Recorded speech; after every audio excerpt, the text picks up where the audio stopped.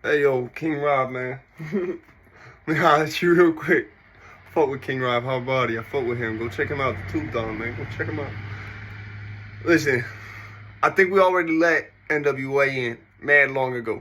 I think I would have just commented this shit, but you don't allow that, and I understand why. why, here's the thing. If we let NWA in last year, which is one thing we let them in, I mean, Eminem kind of, this is also relating to Benzino and shit. Eminem kind of has to, like, it's fucked up. It would be easier to just be like, nah, if, like, we didn't already let Grandmaster Flash and the Furious 5 in, all them other people, it would be easier to just be like, nah, you can't do that. We'll make some new for it. But when you already got all these fucking rap groups and hip-hop groups that have been in there since back in 2007? Or 6 or 8, fucking, I don't think I was living in Detroit at the time, so I don't think it was before '08. But, yeah, it was like 2006 or 7, I think they fucking inducted Grandmaster Flash. No, it might have been '08, I don't remember, but I'm pretty sure it was before then. That's crazy, that's crazy. I mean, it's like, I could see the argument being made if, like, that never, you know what I'm saying, never been happened, but I mean, it's like you'd have to undo so much shit. I mean, and it's like already like half of the fucking groups getting in this year is like, Sly pointed this shit out. He was like, yo, that's like, it's a lot of rap groups. There's a lot of shit that you could debate whether it's really rap music or not. Or like whether they supposed to be there or not. It's a lot of that. My thing is this, right? If hypothetically they were to, for whatever reason, remove Grandmaster, because they'd have to at that point. I don't care how old it is. You can't have, all of a sudden, just because Eminem's getting in, now we can't have no rap music that's been getting in for how long, and it's just never been noted or nothing. You feel me? Like, Grandmaster Flash Furious 5, a lot of people don't even know that was the first rap group let in. It was way long ago. I remember it was a huge deal back then. People was like, what? No, the message? What? No. So it's wild. I actually know. I know that was before '08 because I did a whole fucking documentary on that shit when I was in middle school. Before I even went over that way. I remember doing a whole thing on that. So yeah, that shit was definitely like, nah, maybe it might have been early '08, like right before I left. It might have been. I don't, like, I just remember doing a piece on, like, yo, they finally I'd never heard this shit before, but I never realized I heard the Ice Cube remix the shit in GTA at that age. I never heard the message at this point in my life, though. Remember, like, music wasn't accessible the way it is now. You know what I'm saying? So long story short, like, I mean, I get why people was like, but why? Like, especially when you see, like, Rage Against the Machine. It's like, yeah, okay, Rage Against the Machine, I understand that. I think in a lot of ways that's sort of a blackmail thing, maybe. I mean, maybe. And I'm not talking about their blackmailing Rage Against the Machine. I'm talking about the other way around. I think. I want to say this the wrong way. I think Zack De La Rocha is a loose cannon. And he knows some things. You know what I'm saying? He knows some things and has things to back it up. A lot of people don't remember that Chris Cornell's I think it was his last band was Audioslave. I might be wrong, but Audioslave was basically Rage Against the Machine without Zack De La Rocha. It was, everything else was the same. Just replace Zack De La Rocha with Chris Cornell. That's Audioslave. You know what I'm saying? Instead of rapping, make the dude be singing. You know what I'm saying? Like, that was their whole plot line. Kids will buy it.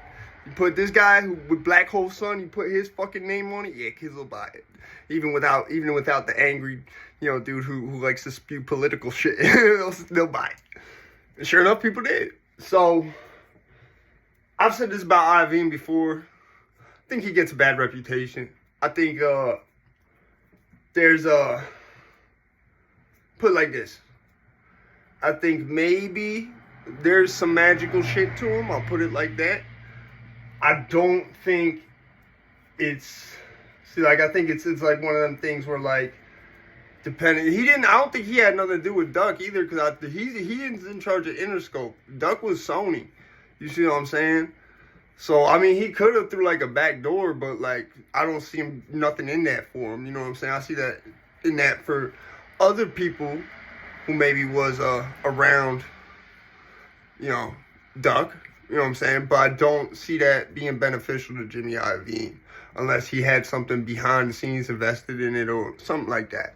Even then, I feel like he's too, like, a lot of these dudes is too grounded for all that. I think they know with a lot of them people, they're going to do it to themselves, so they don't need to, like, set shit in motion for that, you know? And I think with the Duck shit, it was a combination of not just record companies like Sony being involved, but it was the feds. I think the feds be doing a lot of this shit where they'll put the batteries in some motherfucker back. Because let me tell you, and this is a side note real quick, I've beat cases before. I've beat an attempted murder case before. Okay, a strangulation case, which is an attempted murder case. You see what I'm saying? 10-year minimum. I beat that shit. You see what I'm saying? When you beat a case, whether you did it or not, okay, because I beat cases where, I'm not going to say that I did the shit, but then I've also beat cases where I didn't do the shit. Like the attempt, I didn't do the shit that the police tried to say I did for an excuse to beat my ass. You know what I'm saying? Then when my lawyer that was hired by the state, because they had to hire out for me, went and got the tapes from the Walgreens, you saw a totally different story, and that shit got thrown out. And really, I should have sued. But I was like, nah, I'm not going through all that shit. I want to get the fuck out of Milford, Connecticut. Fuck this shit. I left. You know what I'm saying? I got that shit thrown out, and I never went back. So I'm going to say it like this, right? You feel invincible. Whether you did the shit or not, you're going to feel somewhat, even more so if you did the shit. You're going to feel more invincible then. But either way, you're going to feel like, because you know the statistics when you even if you didn't do the shit, if you take it to trial, you know the statistics if you lose. And if you don't got that evidence, like, here's the thing, we didn't even try to put a motion in for trial. He just said, wait, I think you didn't do, let me go see what them tapes look like. The moment he got them tapes, he said, yo, I can go see a judge in the chambers right now. And yo, that shit got thrown out after recess. Like, literally, within an hour, bro, the whole situation had changed. Shout out to Stuart Hawkins, man, with Shepard and Hawkins, man. Motherfucker was due diligence, you feel me? Like, if you ever need a lawyer, man, go hire him. He's not a public defender. You know what I'm saying? They had to hire him for me because public defenders can't represent me. I have a victim in the courthouse. So, long story short, that's what I think this whole thing with what's going on with the lack of legal ramification for shit is. On top of that, it's like you got all these motherfuckers feeling that they invincible. And I think the feds is using this to play these motherfuckers against each other. You know, and I'm not going to speak on specifics because even though I fuck with Peasy and I wouldn't have said what he said. I really wouldn't have. That was like, it is what it is. But I'm not going to do that. I'm going to just say, look, there's shit I've seen where it looks like people who are maybe like mid-low tier rappers, let's say they got a few tens of thousands of subs. I've seen some shit that look like it could be them with a mask. And it's not just one person. I'm not going to say who or none of that. I'm just saying I've seen some shit that look like it's being backed by the feds. And the feds is putting the batteries in people back to do it. And I seen, was it Spinabans? Who was it with the Who I Smoke?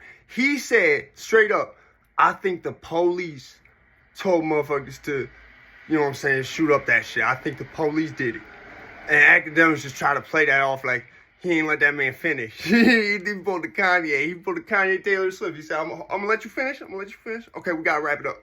You know what I'm saying? Like, but yeah, I think in terms of all that other shit, see, here's the thing too, is like, I think if it wasn't already like that, Rob, where it was already, this has been done for like more than decades, I think they'd have to, you know what I'm saying, make something new if this was the first time, but it's not. And it's far from it. And like, thing is, if Dre's already in there, the fucking NWA's already in there, then M has to be in there. Unless you're going to take all them out. And someone's going to be mad about that. Alright, be easy, Rob, man. I love y'all channel.